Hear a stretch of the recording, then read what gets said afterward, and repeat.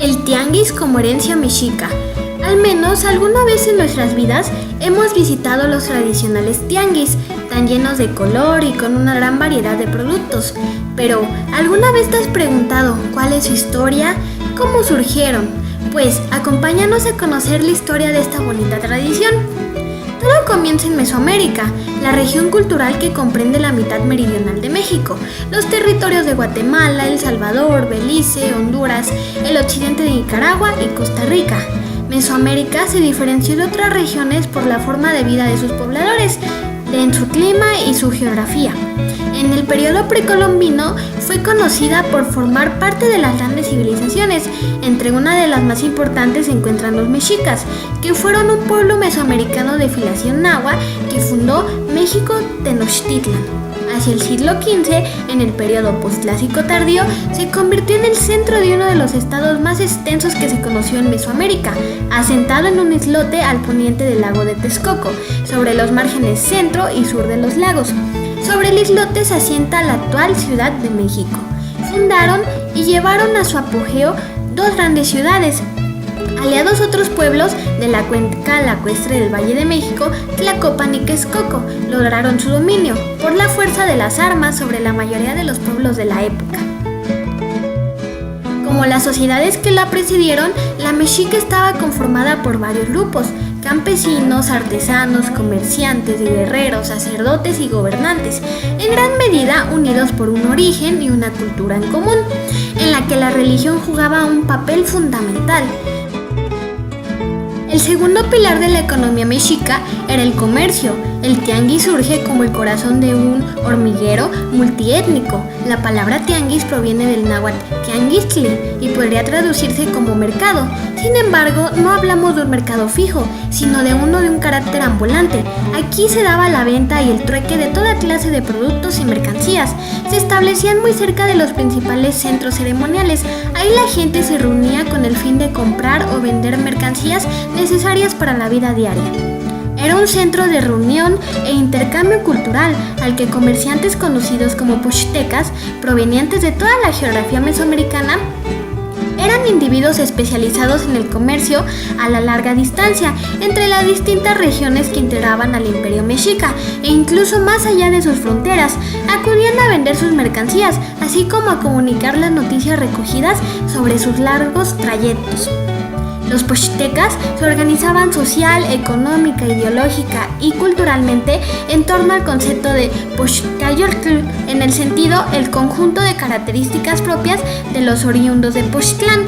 Esto se refiere a varios elementos que se consideraban propios y definitorios en este grupo social, entre otros el sentido de pertenencia, por compartir un origen común, una forma de organización particular y ciertas prácticas culturales y el realizar una actividad económica que les es propia.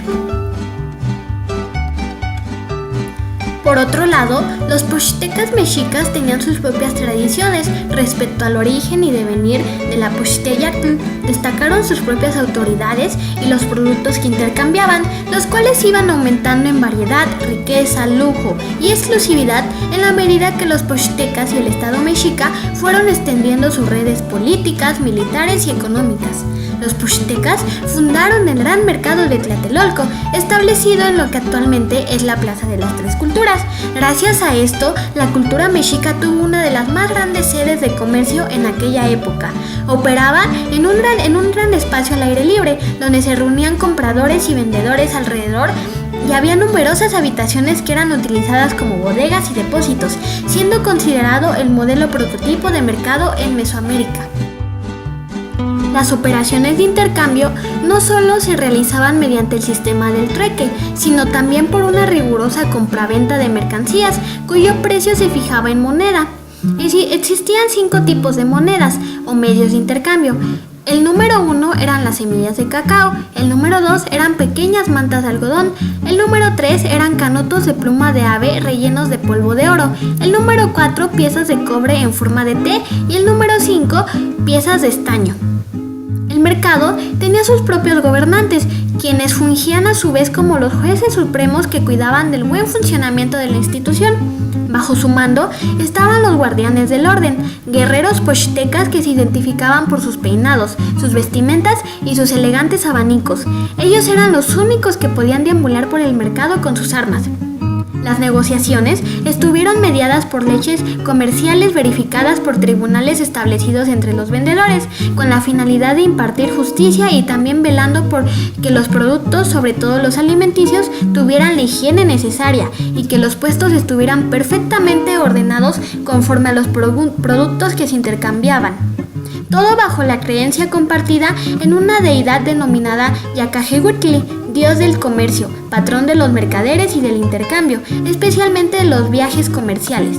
Si se sorprendía a una persona en el acto de robar o de hacer trampas con la venta de sus productos, se le detenía al instante. La condenación dependía del delito, pero la muerte inmediata era el castigo más probable. ¿Cómo era la organización en los mercados? Bueno, el mercado estaba separado según el tipo de producto a ofrecer. Por un lado estaban los vendedores de animales, quienes ofrecían xoloscuintles, conejos, mapaches, armadillos, tejones y tortugas, mientras que otros vendían pájaros con plumajes de gran colorido. Allí también podían obtenerse aves de rapiña, serpientes y carne de venado, siempre presente en los banquetes de la nobleza. En otra sección del mercado estaban los puestos de comida preparada, donde las cocineras preparaban las nutritivas tortillas que acompañaban los quesos con frijoles y chile. Ellas ofrecían además tamales y atole, así como ricos tlacoyos rellenos de haba y frijol. Traídos desde las costas, los pescados eran ofrecidos sobre hojas de palma que los mantenían frescos. Moctezuma tenía un gusto por este tipo de alimento, el cual llegaba diariamente a su mesa. Los jitomates, la chía, el maíz en grano o en mazorca, los frijoles, las calabazas y naturalmente los chiles se ofrecían a la clientela en puestos especializados en vegetales y legumbres, lo mismo que la fruta, traída principalmente de las tierras calientes.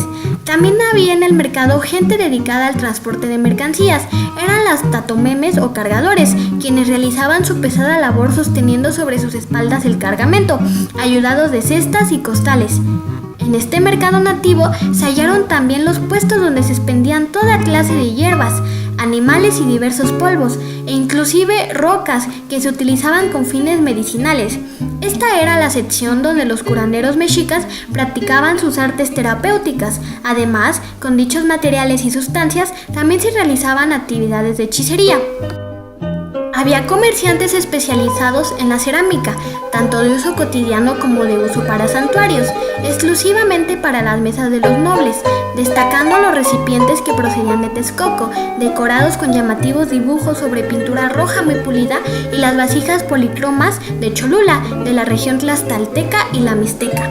Los pigmentos y minerales, así como los pinceles con que trabajaban los artistas mexicas, también podían ser adquiridos en el mercado, en los puestos donde se expendía toda parte de colorantes de los más variados en tonos y texturas. Con ellos cobraban vida los muros de la ciudad, los cuerpos de los hombres, los textiles y los manuscritos pictográficos. En cuanto a los textiles, estos se tejían en telares de cintura y en el mercado se ofrecían principalmente aquellos trabajados con hilo de algodón y a los que se les agregaban entretejidos cuencas de jade, cacaruilos, plumas de piel y conejo. Con estos textiles se confeccionaba la vestimenta de los habitantes de Tenochtitlan y Tlatelolco. El mercado de Tlatelolco tenía una sección en su parte central dedicada a la venta de artículos que solo los nobles o pipiltin, señores importantes entre los mexicas, como los sacerdotes, los militares y los funcionarios de gobierno, podían adquirir. Allí se ofrecían los catli o sandalias, que daban identidad jerárquica, siendo esta la primera indicación que diferenciaba a un pipiltin de un macehualtin, la clase social que estaba por encima de los esclavos y por debajo de los nobles. Un área aparte del mercado estaba destinada de manera exclusiva para la venta de personas esclavizadas. Estas se adquirían como un producto de lujo, podían ser utilizadas para la realización de trabajos forzados, servidumbre o sacrificios humanos. También había un área para la prestación de diferentes servicios, entre los cuales se encontraba la barbería. El tianguis de Tlatelolco era además el principal centro de reunión del pueblo. Allí acudía la gente a enterarse de las noticias más sobresalientes de los alrededores y a verse con los amigos. Y era asimismo el lugar a donde iban los padres de los jóvenes y los casamenteros a buscar entre las jóvenes solteras la futura esposa de sus hijos. El mercado de Tlatelolco fue visitado por Hernán Cortés poco antes de la Guerra de Conquista. Los españoles quedaron maravillados con la existencia y organización de los tianguis. En el sitio tuvo lugar la última y decisiva batalla contra los mexicas el 13 de agosto de 1521, cuando fue derrotado Cuauhtémoc y obligado a capitular ante Cortés. Se estima que más de 40,000 indígenas fueron asesinados ese día. La caída de Tlatelolco marcó el fin del más importante imperio mesoamericano. Después de la caída de Tenochtitlan, los conquistadores levantaron sus centros religiosos cerca de dichos mercados. De esta manera, la gente podía reunirse alrededor de un centro que traía consigo una nueva forma de concebir y entender el mundo. Desde entonces, la tradición de los tianguis se mezcló con las formas de comercio españolas. Sin embargo, su existencia se mantuvo como el lugar de intercambio por excelencia que se mantiene hasta nuestros días. Incluso hay mercados que sobreviven desde aquella época lejana y son los siguientes: el de Cuetzalan en Puebla y el de Chilapa en Guerrero, por mencionar algunos. Ahora bien, hemos hecho un viaje alrededor de esta historia tan interesante y poco conocida.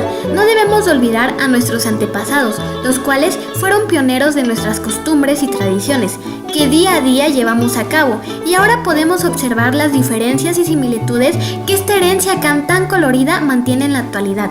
Como mexicanos, no debemos dejar morir esta tradición que sustenta la economía nacional informal en un 60%, la cual da sustento a millones de familias que brindan sus productos a los consumidores. Te invitamos a conservar y cuidar nuestros tianguis mexicanos.